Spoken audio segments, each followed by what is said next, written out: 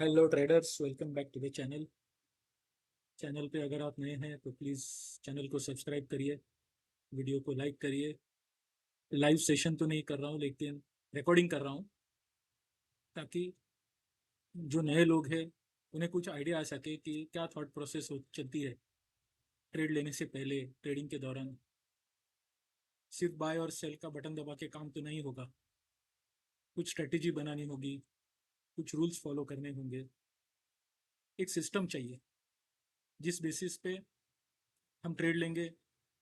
और फिर भी अगर हमारे फेवर में नहीं गया तो कोई बात नहीं, हम एसएल देने को तैयार है। बट एटलीस्ट हमें ये कॉन्फिडेंस होना चाहिए कि हमारे जीतने की प्रोबेबिलिटी ज़्यादा है, और उसके बावजूद अगर एसएल देना पड़े तो हम एसएल देने को तैयार हैं। ये थॉट प्रोसेस होनी चाहिए। कहीं पे भी जाकर बाय करके एसएल एडजस्ट करने का कोई मतलब नहीं बनता है। कुछ वीडियोस में मैंने बताया था कि एक वन ट्रेडिंग, कई वीडियोस में मैंने ये बात की है कि एक वन ट्रेडिंग सिस्टम या इंडिकेटर अगर है तो वैसे अपने अपने हिसाब से लोग इंडिकेटर्स को फॉलो करते हैं। मुझे ऐसा लगता है कि कैमरिला पाइवट्स जो है ये निफ्टी के कॉल पुट चार्ट पे बहुत अच्छे से अप्लाई होते हैं, और एक रिलायबल इंडिकेटर के जैसे हम इसे यूज़ कर सकते हैं। आज का मार्केट देखेंगे तो बिल्कुल ही रेंज बाउंड है, कोई ट्रेड लेने का मौका ही नहीं है। लेफ्ट साइड में अगर आप देखोगे तो निफ्टी का इंडेक्स चार्ट है 5 मिनट्स का। राइट साइड में कॉल का चार्ट है 25,600, जो कि बिल्कुल ही एक रेंज में फंसा हुआ है। लेफ्ट चार्ट में जो ये ब्लू लाइन दिख रही है आपको, ये 20 पीरियड मूविंग एवरेज है, सिंपल मूविंग एवरेज है। क्योंकि प्राइस 20 मूविंग एवरेज के ऊपर है, 20 मूविंग एवरेज थोड़ा सा राइजिंग है, तो पुट साइड में हम नहीं देख रहे हैं कॉल का। पुट का चार्ट अगर देखना है तो ये पुट का चार्ट है। पुट का चार्ट 20 मूविंग एवरेज के बिल्कुल नज़दीक है।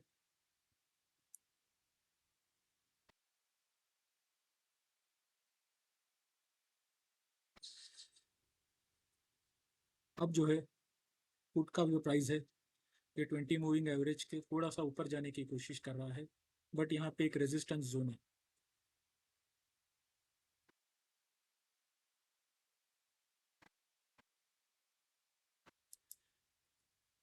ये एक रेजिस्टेंस जोन है। जब भी प्राइस इस जोन को ब्रेकआउट दे देगा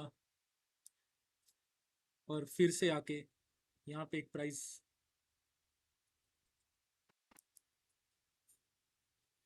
ब्रेकआउट यहाँ से अगर मिलता है, उसके बाद रिट्रेसमेंट आके यहाँ पे अगर टाइम स्पेंड होता है कम से कम 15-20 मिनट, यानी कि 5 मिनट के कम से कम 4-5 कैंडल बिताता है, उसके बाद अगर यहाँ से ऊपर जाएगा तब हम इसमें इंटरेस्ट लेंगे। तब यह हमें थोड़ा सा पैसा दे के जाएगा।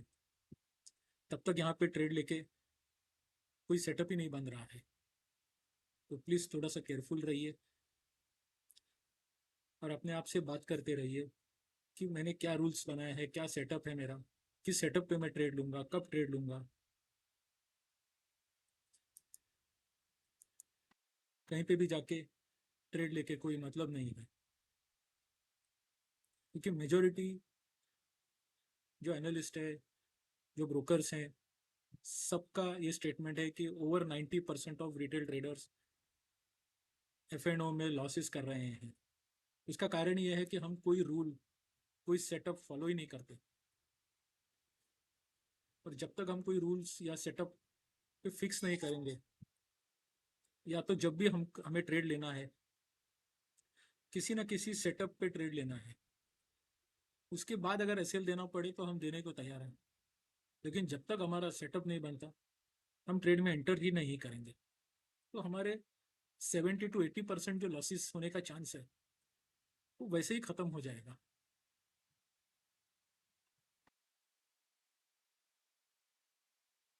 फॉरेन की कंपनीज, फॉरेन के म्यूचुअल फंड्स मनी मार्केट में सब लोग यहाँ पे आके इंडियन मार्केट्स में पैसा कमा के जाते हैं और हमारे रिटेल ट्रेडर्स लॉसेस करते हैं। बस उसका कारण सिर्फ एक है कि हमारे पास पेशेंस नहीं है, कोई सेटअप नहीं है, कोई रूल्स नहीं है, जिस वजह से हम लॉसेस करते हैं। अगर हम पेशेंस रखेंगे, रूल्स फॉलो करेंगे, मार्केट को हमारे सेटअप पे आने दीजिए, ये हम अगर ठान के बैठ जाएं तो आज या 2 दिन 3 दिन हमें भले ट्रेड ना मिले, लेकिन चौथे दिन पिछले तीनों दिनों का हिसाब किताब पूरा कवर करके मार्केट हमें दे देगा। आपको बस चार्ट के ऊपर विश्वास रखना है, आपके सेटअप के ऊपर विश्वास रखना है, आपके रूल्स फॉलो करने हैं। जैसे जैसे आप रूल्स के ऊपर काम करते जाओगे, आपको ये समझ में आएगा कि उस रूल में अगर कुछ चेंजेस करने हैं। लेकिन चेंजेस का मतलब ये नहीं है कि हमें एसएल नीचे करना है, हमें एसएल नहीं लगाना है। Stop loss is very very very important. हमारा कैपिटल बचाने का काम स्टॉप लॉस ही करता है। बट स्टॉप लॉस कहाँ लेना है, किस कंडीशन में लेना है, ये हमें जैसे जैसे हम रूल बेस्ड ट्रेडिंग पे आ जाएंगे, हमें खुद ही रियलाइज हो जाएगा। और अगर आप चाहते हैं कि कैमरिला पाइवट्स पे एक पूरा पूरा वीडियो में बनाऊं, तो प्लीज़ कमेंट्स में लिखिएगा। I will be very happy to make a video on Camarilla pivots. They are very accurate, because वो जो भी रीडिंग्स यूज करते हैं वो होती है कल कल का हाई, कल का लो और कल का क्लोज। उस बेसिस पे ही हमें ये एक्शन लेवल्स मिलते हैं, जिनका नाम है S3, R3, R4 और ये नीचे S4।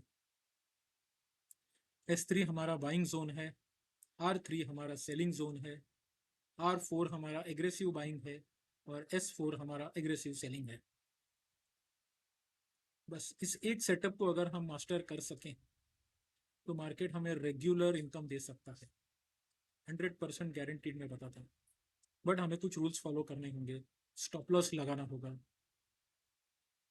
Risk management, money management very important. अगर कैपिटल बचा रहेगा तो हम अगले दिन के लिए भी ट्रेड कर सकते हैं।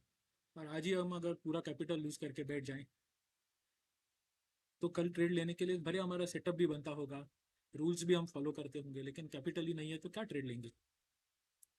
तो प्लीज़ गाइस, कमेंट करिए। पूरा एक वीडियो बनाऊंगा मैं जिसमें पूरा A to Z एक्सप्लेन करूंगा, right from ABCD till Z पूरा एक्सप्लेन करूंगा। फिलहाल तो कोई ट्रेड नहीं दिख रहा है, मार्केट पूरी रेंज में है। अगर कुछ ट्रेड हुआ तो मैं ज़रूर अपडेट करूंगा।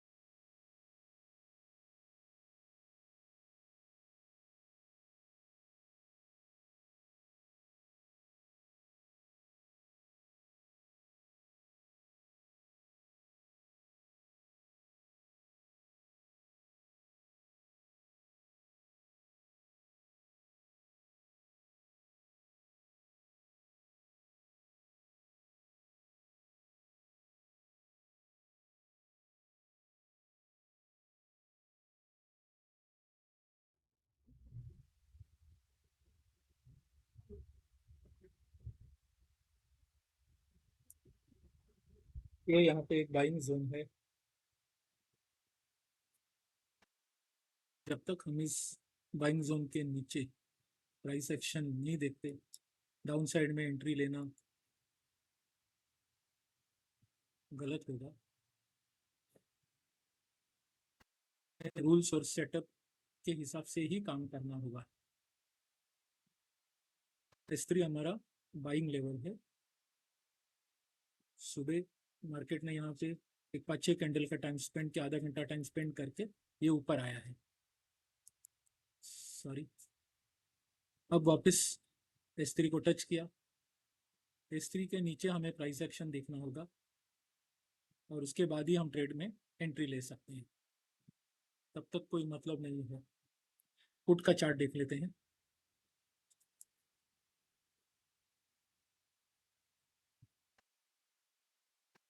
पुट का चार्ट ब्रेकआउट दे दिया है। यहाँ पे इसने 4-5 कैंडल का टाइम स्पेंड करना चाहिए। अगर ये ऐसे ही निकल जाता है तो जाने दो, मुझे इसमें कोई इंटरेस्ट नहीं है।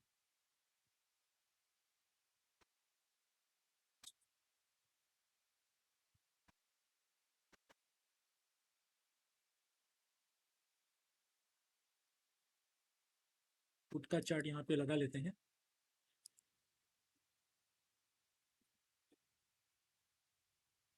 ज़रूरत तो नहीं है, देखते हैं पहला ब्रेकडाउन मिलता है क्या यहाँ से। ब्रेकडाउन मिले तो ही हम इंटरेस्ट लेंगे। 25,500 एक राउंड फिगर है, एक राउंड लेवल है, तो ये सपोर्ट या रेजिस्टेंस के हिसाब से ही काम करेगा।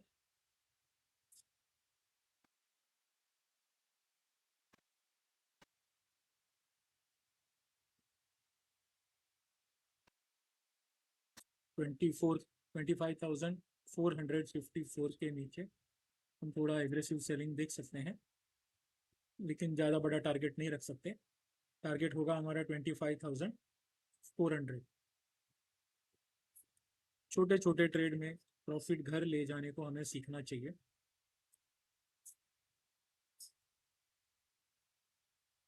धीरे धीरे इस तरीके से हम स्मॉल अकाउंट को ग्रो कर सकते हैं, और जब ऐसे ही करते करते एक लेवल के बाद, ये यहाँ पे एक बाइंग जोन है। जब तक हम इस बाइंग जोन के नीचे प्राइस एक्शन नहीं देखते, डाउन साइड में एंट्री लेना गलत होगा। रूल्स और सेटअप के हिसाब से ही काम करना होगा। S3 हमारा बाइंग लेवल है। सुबह मार्केट ने यहाँ पे एक 5-6 कैंडल का टाइम स्पेंड किया, आधा घंटा टाइम स्पेंड करके ये ऊपर आया है। सॉरी, अब वापस S3 को टच किया। S3 के नीचे हमें प्राइस एक्शन देखना होगा और उसके बाद ही हम ट्रेड में एंट्री ले सकते हैं, तब तक कोई मतलब नहीं है। पुट का चार्ट देख लेते हैं।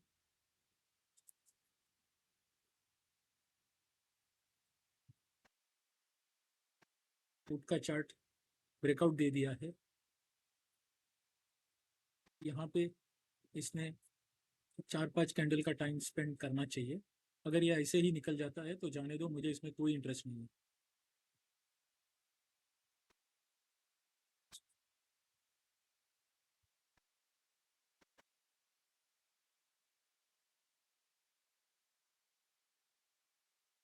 पुट का चार्ट यहाँ पे लगा लेते हैं।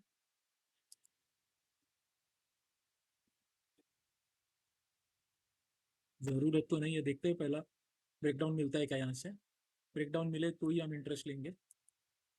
25,500 एक राउंड फिगर है, एक राउंड लेवल है, तो ये सपोर्ट या रेजिस्टेंस के हिसाब से ही काम करेगा।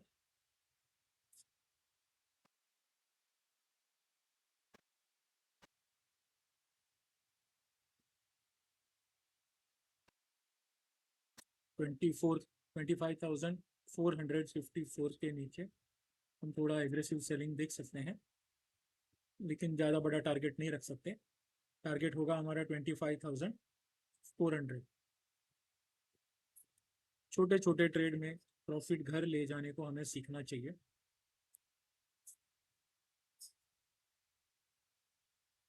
धीरे धीरे इस तरीके से हम स्मॉल अकाउंट को ग्रो कर सकते हैं। और जब ऐसे ही करते करते एक लेवल के बाद ये कॉन्फिडेंस आ जाएगा, तब हम बड़े टारगेट्स के लिए भी होल्ड कर सकते हैं, वेट कर सकते हैं, वो भी दिन आएगा।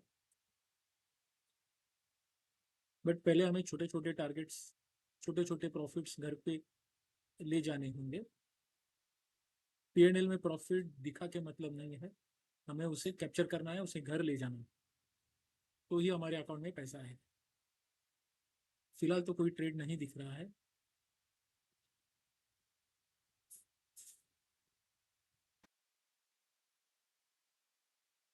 खुद का चार्ट देख लेते हैं क्या चल रहा है।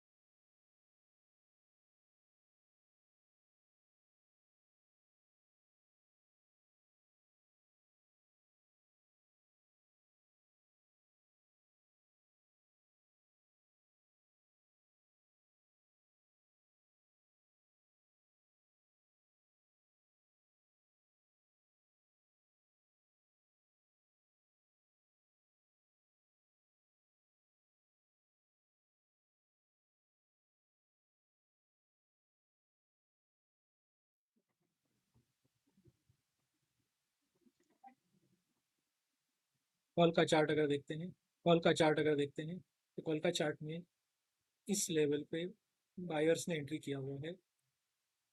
जब तक इस लेवल के नीचे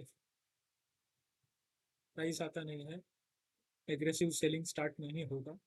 अभी भी ये बाइंग लेवल के ऊपर ही हम चल रहे हैं।